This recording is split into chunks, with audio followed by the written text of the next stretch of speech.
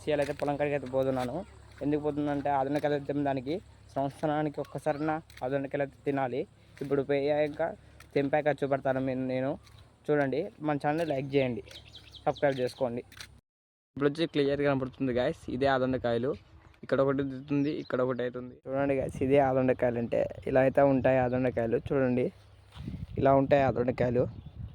మీకు తెలియకపోవచ్చు. ఇది మీ పాపని మీ తాత అడగండి, వీటి గురించి అది చెప్తారు. ఈ టేస్ట్ ఇది గైస్. అక్కడైతే వీడియో తీద్దామంటే ఫోన్ అయితే స్విచ్ ఆఫ్ అయింది. చూడండి ఎన్ని కాయలు అయితే తెంపాను. మొత్తం ఒక అరకిలో అయితే ఉంటాయి. కొంచెం గింతలు అడిగి అయితే ఉండొద్దు, అయితే ముదిరిపోయినట్టుంది. నేను గింజల కోసం అయితే తెంపాను. ఈ సైజ్ అయితే మంచి లేతగా ఉంటాయి. ఈ సైజ్ అయితే తెంపాలి. ఇప్పుడు ఈ కాయలు ఎలా కాస్తాయి చూడండి, ఇలా కాస్తాయి కొమ్మకి.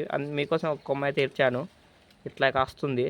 మన ఛానల్ లైక్ చేయండి, షేర్ చేయండి, సబ్స్క్రైబ్ చేయండి మన ఛానల్ని.